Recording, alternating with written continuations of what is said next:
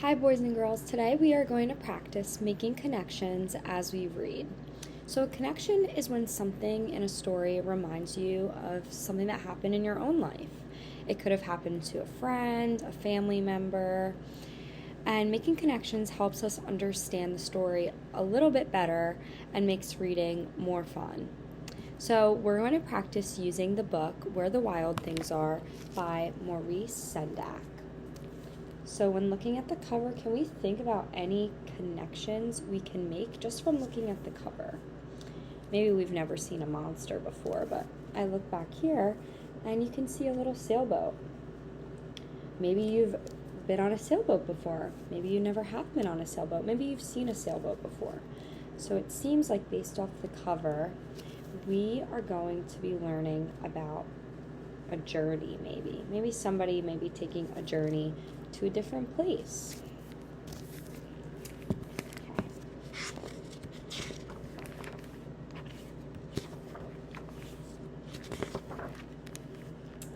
The night Max wore his wolf suit and made mischief of one kind. You can see Max is making mischief. This reminds me of a time when I got in trouble for not listening at home. And maybe you can make a connection to that. Has there been a time that you might have acted up and you got in trouble for that? And another. Now he's chasing his dog with a fork. I hope none of us have done that, but maybe you have. His mother called him Wild Thing, and Max said, "I'll eat you up." And he was sent to bed without eating anything. Aww. So Max got sent to his room. Maybe you've been sent to your room or maybe put in timeout. That very night in Max's room, a forest grew.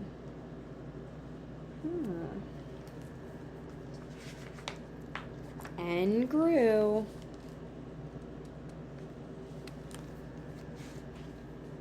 And grew until his ceiling hung with vines and the walls became the world all around. So his bedroom just turned into a forest. And an ocean tumbled by with a private boat for Max, and he sailed off through night and day. So now Max is riding a boat. Maybe you've ridden on a boat before.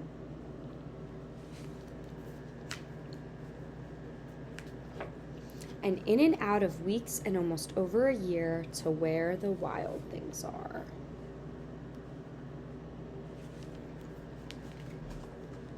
And when he came to the place where the wild things are, they roared their terrible roars and gnashed their terrible teeth, and rolled their terrible eyes and showed their terrible claws. Wow. Till Max said, "Be still," and tamed them with the magic trick of staring into their yellow eyes without blinking once, and they were frightened and called him the most wild thing.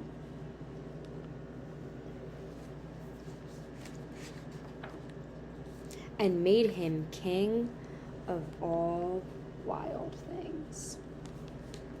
"And now," cried Max, "let the wild rumpus start." So in this part of the book, Max is pretending to be powerful and in charge. This makes me think of times that I've pretended and acted like a boss or maybe in charge.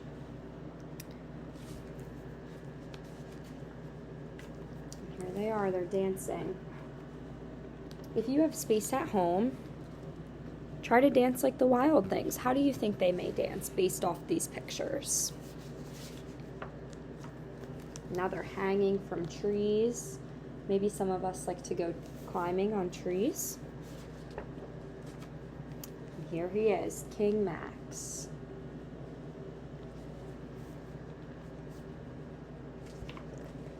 "Now stop," Max said, and sent the wild things off to bed without their supper.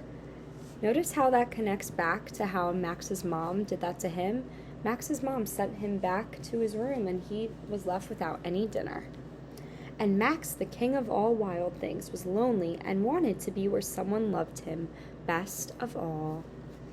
Then all around from far away across the world, he smelled good things to eat. So he gave up being king of where the wild things are. So it seems like Max misses his mom. He misses his family. There's been many times I've missed my family. Have you ever missed somebody before? That's also making a connection back to the story. But the wild things cried, "Oh, please don't go. We'll eat you up. We love you so." And Max said no. The wild things roared their terrible roars and gnashed their terrible teeth and rolled their terrible eyes and showed their terrible claws. But Max stepped into his private boat and waved goodbye and sailed back over a year and in and out of weeks and through a day.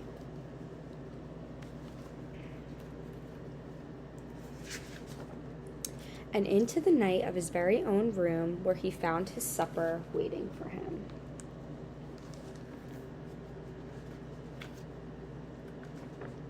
And it was still hot. So in this book, Max actually never goes to a different land. It's all in his imagination. So I want you to think of a time that you used your imagination. So for this extension activity, with your family or with a sibling, whoever you want, I want you to find one part of the book where you made a connection and it reminded you of something that happened in your own life. You're going to write in your reading and writing journal, and you can draw a picture and to just write a short description of that picture. So for example, I may use the time where Max missed his mom and he wanted to go back home. I would draw maybe a picture of a time I missed my mom. There was one time I went on vacation and I wasn't with my mom, so I'd probably draw myself on vacation, looking a bit sad, and then I would just write a short description of what happened and how that made me feel. So today we learned how to make connections when we read. When we connect the story to our own lives, it helps us understand and enjoy the book more, which is really important as readers. I can't wait to hear about the connections you made to Max and his adventure. Bye!